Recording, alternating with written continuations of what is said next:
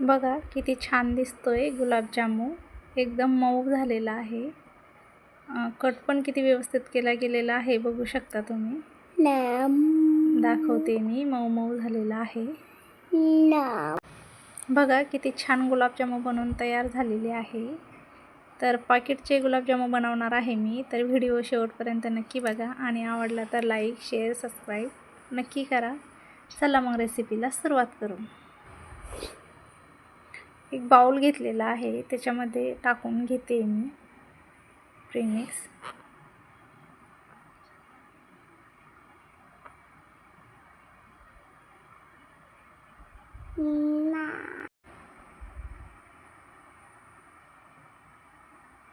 आता आपण याला चम्मचनं थोडंसं फिरून घेऊया, एकजीव करू.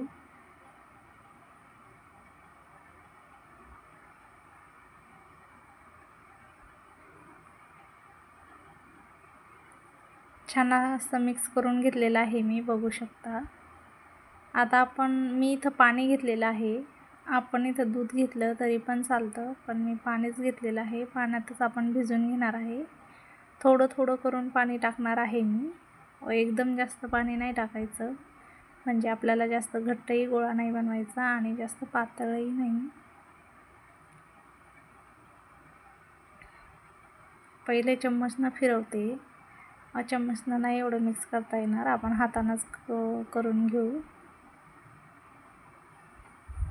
थोडं थोडं पाणी टाकूनच करायचं, एकदम जास्त पाणी नाही टाकायचं.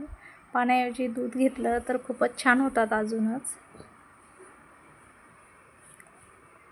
बघा थोडं थोडं पाणी करून मी भिजवून घेतलेलं आहे. एकदम घट्ट गोळा मळून नाही घ्यायचा, नाहीतर मग ते गुलाबजामू असे घशात गुतल्यासारखे होतात.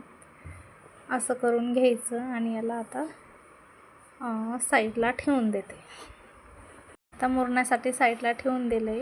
आता आपण पाक बनवून घेऊया. पाक बनवण्यासाठी पातेलं ठेवलंय, त्यामध्ये मोठा बाउल भरून साखर टाकलेली आहे.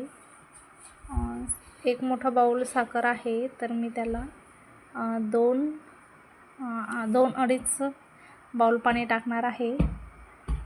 2 बाउल बस होतात, पण मी अर्धा बाउल अजून टाकलेला आहे, कारण की मला पाक थोडा जास्त पाहिजे होता. त्याच्यामुळं आपण 2 बाउल टाकले तरी पण ठीक आहे. मोठा बाउल भरून म्हणजे की ही 500-550 ग्रॅम साखर आहे, एवढी टाकलेली आहे मी. आपल्याला जर का आणखी गोड पाहिजे असले तर आपण 600 किंवा 650 ग्रॅम घेऊ शकतो. बघा आता पाक बनवत घेऊया. पाक बनवायला जास्त वेळ लागत नाही आहे, कारण की लवकर बनतो. आपल्याला ते तारी वगैरे काही करायचं नसतो. थोडं थोडं चिकट लागला की समजायचं पाक झालेला आहे. तर हा पाक आता आपला बनलेला आहे.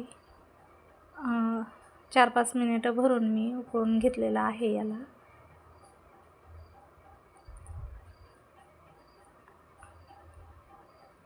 आता विलायची घेतली होती मी 3. ती विलायची अख्खीच खलबत्त्यात ठेचून घेतली होती, बघू शकता. गॅस बंद करून टाकलाय आणि ही वेलची त्याच्यामध्ये टाकली आणि आता याच्यावर झाकण ठेवून साईडला ठेवून देऊ. तोपर्यंत आपण आता जे पीठ मळून ठेवलं होतं गुलाबजामुनचं ते बघूया. बघू शकता पहिले किती असं पातळ दिसत होतं, आता मुरल्यानंतर कसं झालेलं आहे. हे जास्त पण पातळ नाही करायचं आणि जास्त घट्टही नाही करायचं. असं पीठ आपण तयार करून घेतलं ना तर इतके छान फुगतात ना गुलाबजामुन, खूप छान फुगतात.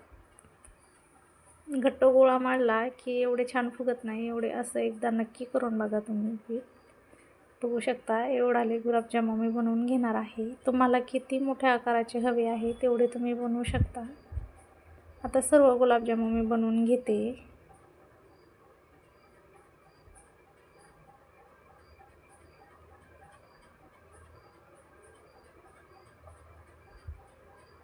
बघू शकता सर्व गुलाबजामुन मी बनवून घेतलेले आहे. आता आपण याला तळून घेऊया. तळून घेतल्यासाठी कढईवर गरम तेल ठेवलं होतं करायला. गरम तेल नाही, तेल गरम करायला ठेवायचं असं म्हणायचं होतं मला. तेल गरम झालेलं आहे, जास्त कडकडीत गरम नाही करायचं. आता मी याच्यामध्ये गुलाबजामुन सोडते. सावकाश सोडायचे म्हणजे अंगावर तेल नाही उडालं पाहिजे. आणि सोडल्या लगेच तेलाला हलवत घ्यायचं, तेलालाच हलवायचं. जास्त गुलाबजामुनला नाही हे करायचं. बघू शकता असं करत राहिले मी. मग असं करत राहिल्यानं एकसारखे गुलाबजामुन तळल्या जातात.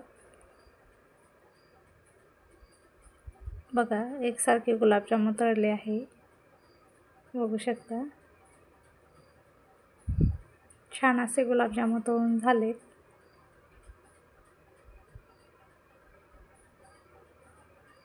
बघा कलर किती छान आलेला आहे.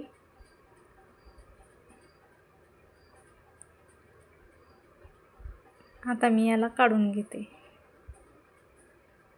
गुलाबजामुनला.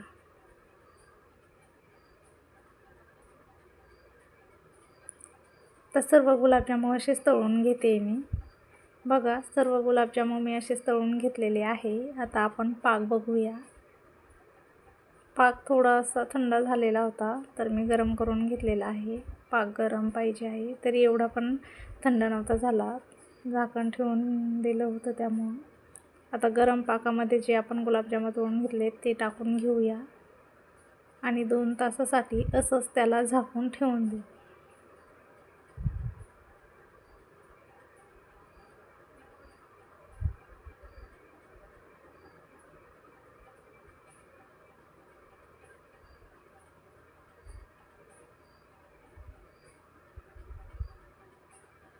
तर 2 तास झाले होते. आता बघूया आपले गुलाबजामुन कसे झाले आहेत.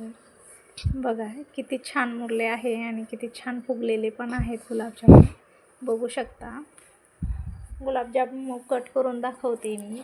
पाक किती आतपर्यंत मुरला आहे आणि कसा झालेला आहे बघू आता.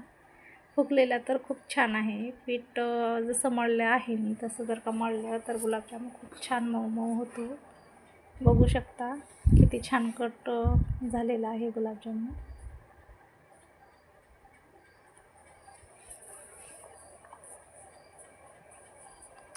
एकदम लसलशीत झालेला आहे, बघू शकता.